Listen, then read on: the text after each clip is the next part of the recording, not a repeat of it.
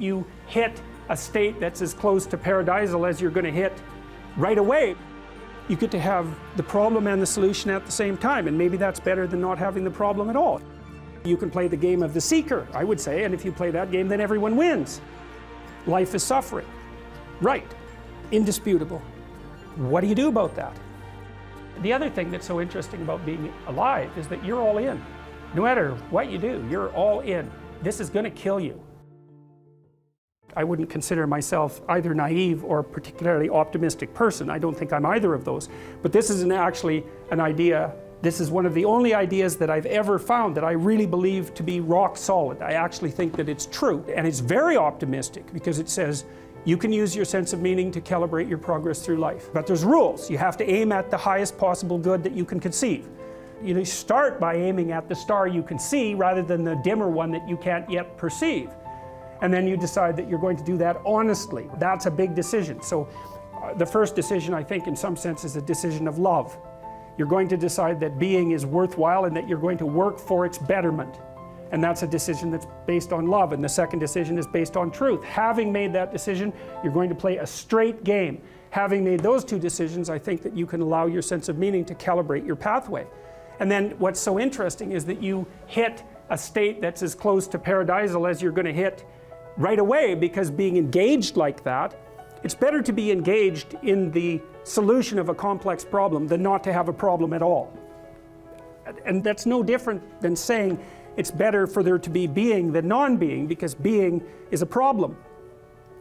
And so if you want to have no problems, then you have no being. And you could say being is so miserable that maybe that's the route we should take, and fair enough, but maybe you can have your cake and eat it too. You can have the damn problem. It can be a problem worth solving, and you can be so engaged in solving the problem that it justifies the fact that the problem exists. You get to have the problem and the solution at the same time, and maybe that's better than not having the problem at all. I'm talking to people a lot about responsibility, which is a strange thing to sell to people, but responsibility is what gives your life meaning. And so then you might say, then take on ultimate responsibility. And what happens? You have an ultimately meaningful life. And then you might say, if your life is ultimately meaningful, it doesn't matter if it's punctuated by tragedy or even predicated on tragedy. It's worth it. Everything I've seen indicates to me that's true. Every time I get my clients to take on more responsibility, you know, and it isn't an injunction, you're a bad person, you should take on responsibility. It has nothing to do with that. You can define the damn responsibility. It isn't something that someone else should impose on you. It's not a matter of doing what you should do in some abstract manner. It's the choice of what game you're going to play. And you can play the game of the seeker, I would say, and if you play that game, then everyone wins. And it's the best game you can play. The answer, in some sense, to the tragedy of life, to the catastrophe of life, to the fall, is to adopt the responsibility of mortality that goes along with that, and to play that game maximally. And paradoxically, it's in the willingness to do that that the solution emerges. Life is suffering. Right. Indisputable. What do you do about that? You voluntarily accept it, and then strive to overcome the suffering that's a consequence of that. And you do that for you, and you do that in a way that makes it better for other people. And then that works. And one question might be, how well does it work?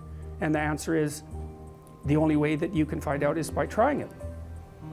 That's it. That's the existential element of it. The proof is to be derived by the incarnation of the attitude in your own life. No one can tell you how it will work for you. It's the thing that your destiny is to discover that.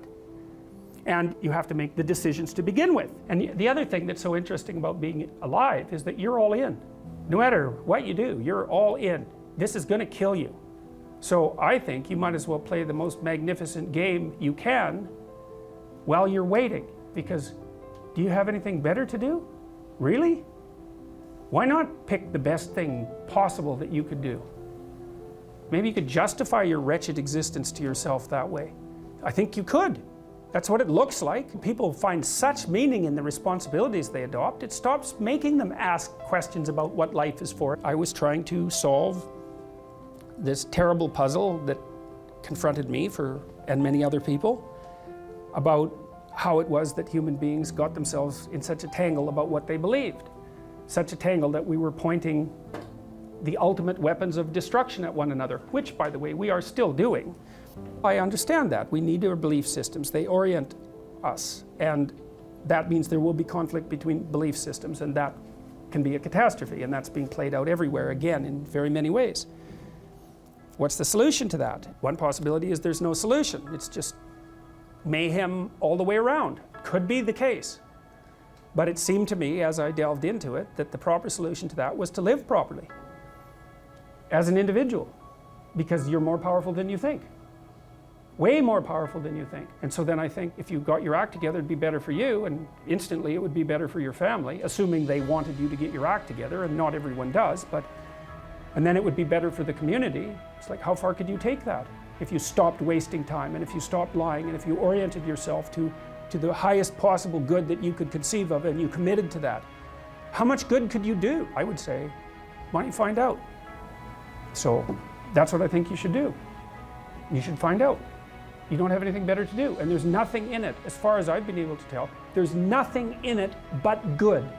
Maybe you could sort yourself out so that you wanted nothing but the good, and then maybe you could help make that manifest in the world, and maybe we wouldn't have all these terrible problems then. At least we'd have fewer of them, and that would be a start.